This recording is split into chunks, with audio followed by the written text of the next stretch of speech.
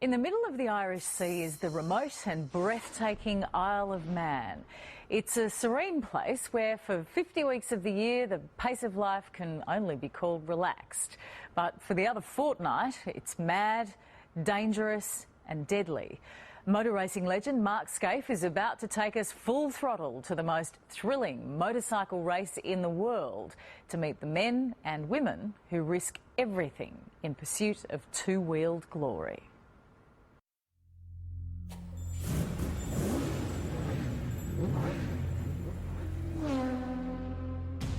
It is absolutely just beyond your wildest dreams to think that you could come here and race a motorcycle. The Isle of Man TT is like a religion. It's the oldest motorcycle race in the world. You can stand on the footpath and you could literally reach out and touch the riders going past at close to 200 miles an hour.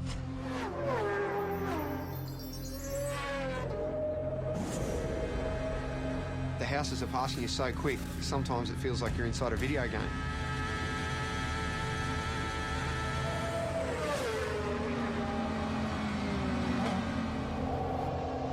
It's frightening. It's damn dangerous and it stresses me out.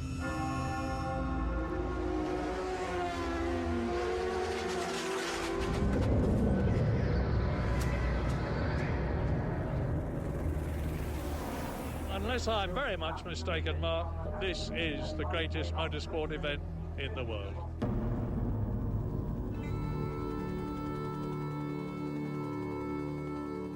Between Ireland and Britain in the Irish Sea sits the Isle of Man.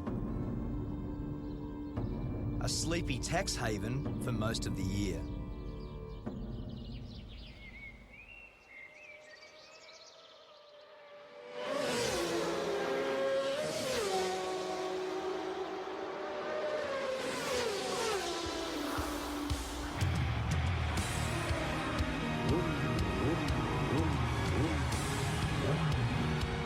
I've come here to witness the most dangerous road race on Earth.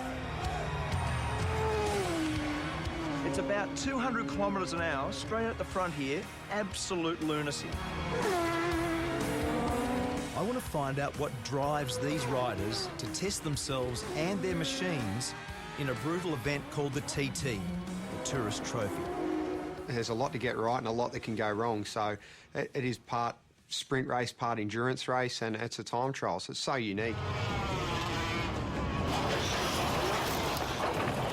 Peter Brock used to say that great racetracks have got consequences. The Isle of Man TT is the ultimate road course. It's the fastest, wildest and most dangerous racetrack I've ever seen. And for the riders that compete here, there is absolutely no room for error.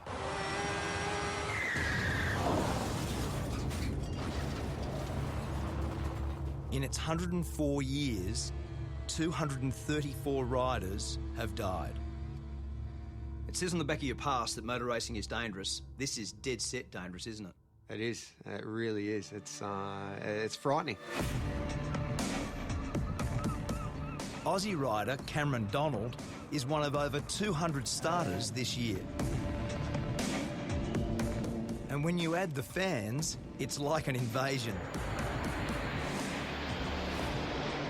With Cameron is his girlfriend Karen, herself a keen motorcyclist.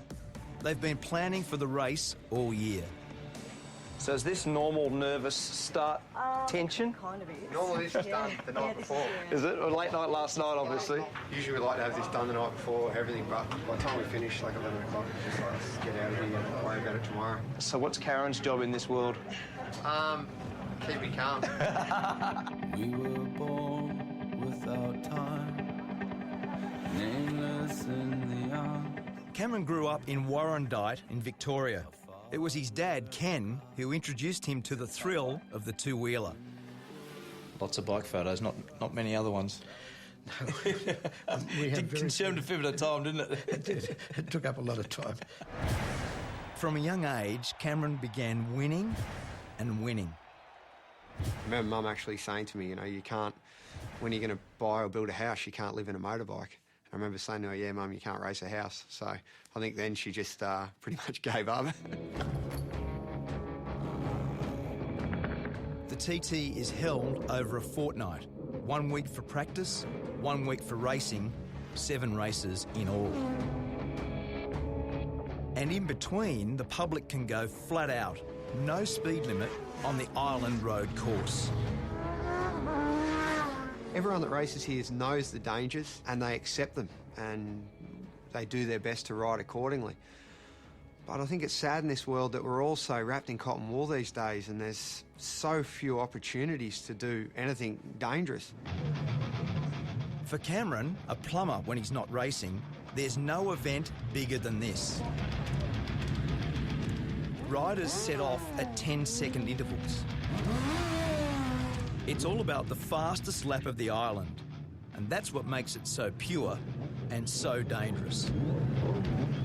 You sit on the start line, you're looking down that first hill, and because it's not a mass start, you're sitting there getting waved off one at a time. The pressure on you, everyone's looking at you, and it's a rush I've never had out of any other race.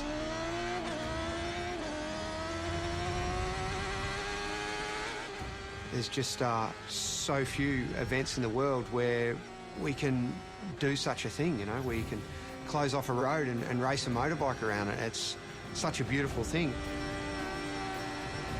61 kilometres of public roads. Over 200 corners to be negotiated. Top speed, 330 kilometres an hour. This isn't a track. This is a country road. Like, let's not get this wrong. And it's fast. My friend and 5 times world champion Mick Doohan has come here for the first time. Sort of madness, you know. He's not racing, but on the parade lap, he got a taste of what it's like.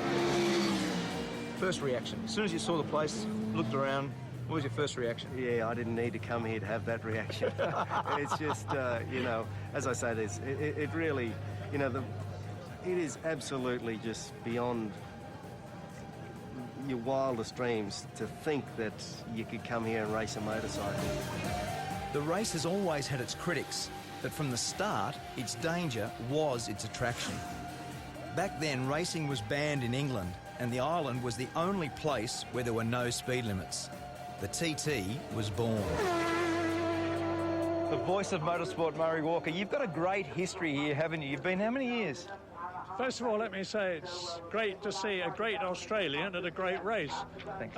To answer your question, Mark, I first came here in 1925. I was born in 1923. My father won here.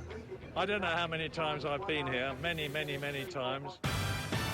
In his 88 years, Murray Walker has seen some very good riders. And impressing him this year is our Aussie rider, Cameron. He's got a good bike, he's got some good backing, and he's still got the most important race of the week to come. So maybe, hopefully, he'll get it done. Each time Cameron sets out is an exercise in courage.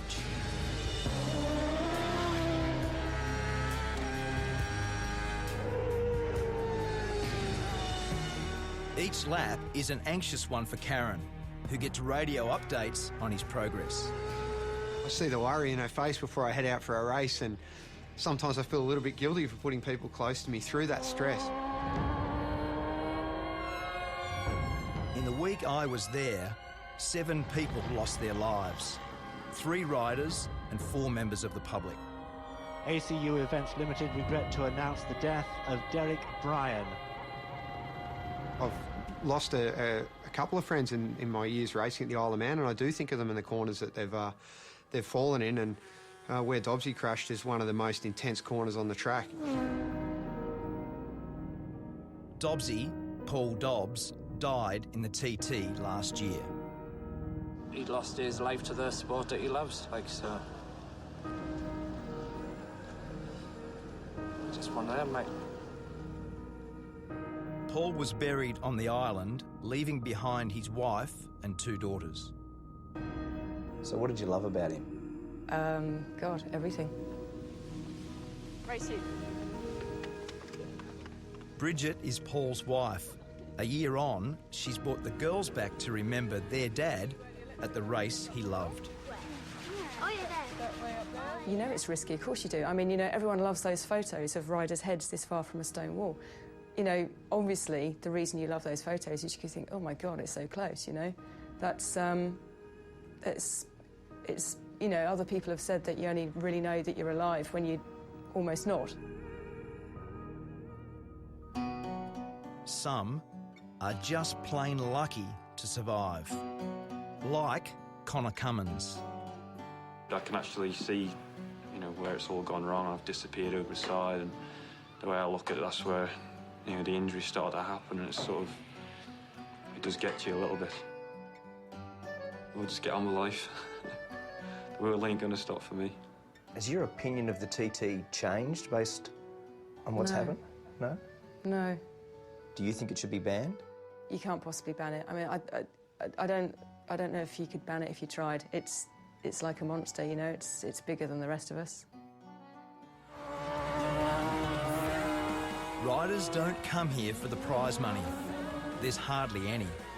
The TT is simply about the glory of being the fastest. And for Cameron, it was a glorious week. In his chosen race, the Superbikes, he was just pipped for first. But second still felt pretty good. Congratulations, mate. Well done. Really good, huh? When will you settle down and stop doing this? I don't see it too far away. I never saw racing the Isle of Man as a long-term prospect because, look, it is so dangerous, and I do see it as a numbers game. If you keep coming back, sooner or later, I see it's going to catch you out.